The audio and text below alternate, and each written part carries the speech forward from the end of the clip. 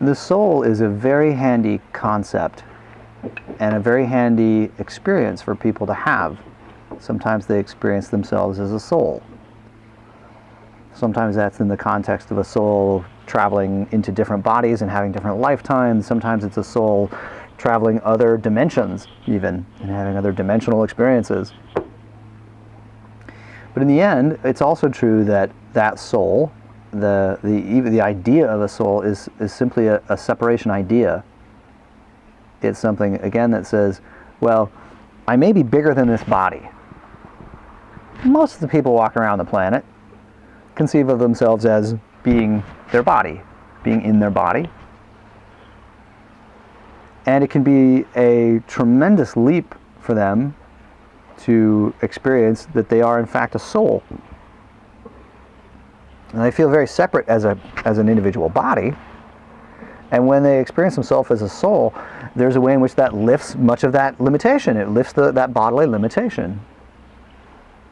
And is therefore, it's a letting go of that limitation. It's a letting go of that thought form. It's a letting go of that idea that they are just a body, and that has now expanded into something that seems much bigger and much more expansive. They're a soul. Now they can travel other dimensions and other lifetimes, and they can have a non-corporeal, non-bodily existence. But that doesn't change the fact that as a soul they are still conceiving of themselves as a very separate individual, just a separate individual that has bigger boundaries.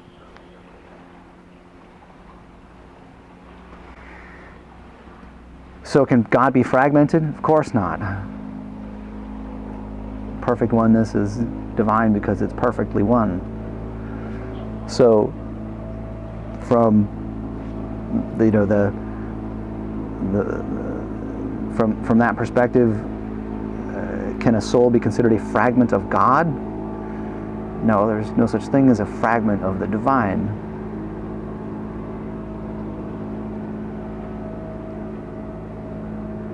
But can this seemingly separated seeming individual experience itself as a body at some point? Yes. Can it experience itself as a soul? Yes. Those are both outward expressions of the inward condition of separation. They seem to be different in magnitude and different in their limitations.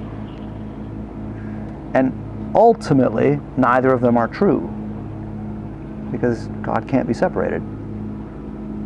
It can't lose its divine, perfect wholeness. So even the soul itself is a separation. Yes, it's an outward expression or an outward experience of a separation idea. It doesn't mean that, what I'm saying also is that it doesn't mean it isn't a helpful one, though. It's very often very helpful to people in their journeys, because it's part of their journey of throwing off their limitations as they return a little more and a little bit more to that divine wholeness. It can be a profound and extraordinarily helpful part of their journey, and one that they could get really excited about when they experience in some fashion or another, which could take an infinite number of forms. And so it's to discount somebody's experience of being a soul is essentially silly. It would very likely be a tremendous disservice to them. It would take away from them something that they have found extraordinarily valuable. And to try to take that away would be either absurd or somehow increase their fear. And increasing somebody's fear is rarely ever helpful. Ever. So, to those who are invested in their soul, and that investment has, by their own experience, seemed to help them, amen. Good job, well done, keep going. And as you keep going, you may, that even that soul may discover that there is a greater dimension, or dimensions, that there are greater, or I should say, even there are the limitations even of the soul may be seen past at some point.